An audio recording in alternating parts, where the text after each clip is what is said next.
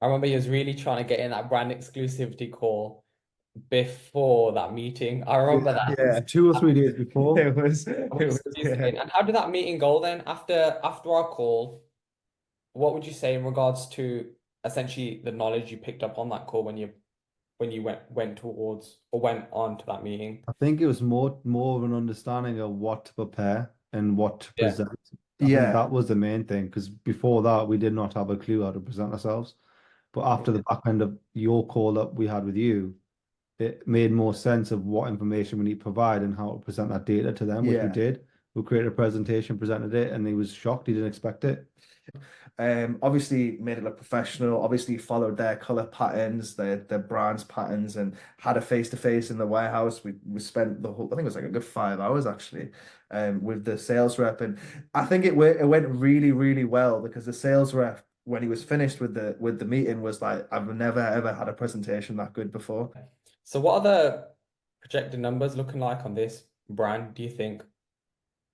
In terms of revenue, in terms of profit, Yeah. just overall, I don't Yeah. know. I would say 35,000 a month. Just off one brand. That revenue With an there, yeah. ROI of currently the ROI is probably sitting at around 65-70%. I think the potential on it from that stage is quite A couple mad. hundred thousand I a don't month, know I where I could reckon. put the number. Yeah, I don't know where I could put the At number. least 100,000 a month, I think it could reach up to in the next 12 months. Yeah. So how was that brand exclusivity presentation received by that sales rep? He was blown away. He Yeah. was. Well, his like I said, I don't know We didn't have his. time to go through all of it. No, we didn't. We still haven't actually went through the whole thing once. It's like I'm Wow. not even joking here. We never went from start to finish of the entire thing. I think we spent 5 hours going over the first 10 slides. There was about There you 18 go. slides. We spent 5 hours going over the first 10 slides.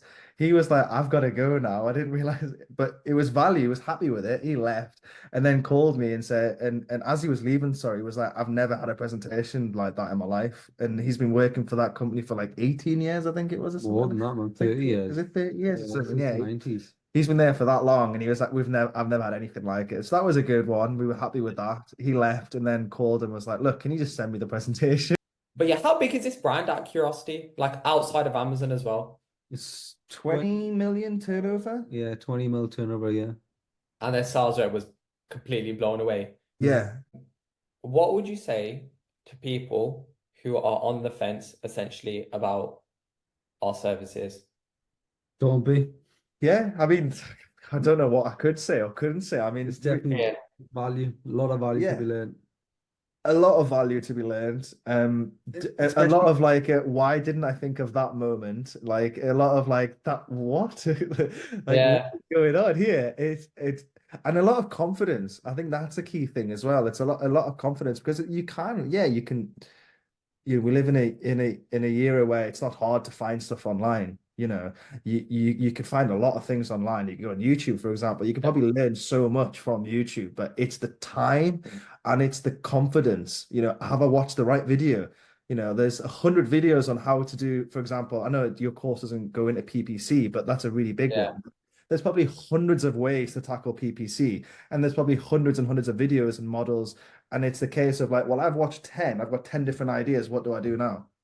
And I think that's the key thing from your course as well. It's like the knowing that you're getting really good value for money and the knowing that you're learning from someone who does it themselves day in, day out and does it really successfully.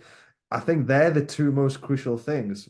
And the rest is up to the individual person doing the course. Exactly. You could give them, you could hold their hand all day long with the course. So, which I imagine your course is probably going to be in a lot of detail. You Yeah. can hold their hand all day long, but doesn't, and no disrespect to you, like, doesn't matter how good your course is, if that person isn't going to apply themselves, it Yeah. was the course's fault. Was it really? Like for me, mainly the way I see it, in terms of value of the course that you do in comparison to someone else, I think yours is their entire course is probably only worth maybe 10 to 15% of what you're providing. So, Yeah. if I had to go back in time, I would never go do the first one. I'd rather do your course Yeah. and spend the same amount of money. But I'm not just learning what they've taught me. I'm learning 85% more knowledge. Yeah. So let's say in a year's time, what would you say you want from that brand in regards to revenue per month and profit margin? I would say at least £100,000 a month and about 20 grand a month profit. Is there anything you guys want to add as well before we essentially jump off? I think personally it's all been really covered. It's just mainly the value thing's the main thing that should be highlighted, I think personally. Yeah. I think in a nutshell, I would definitely say like anyone considering to do the course really should do the course.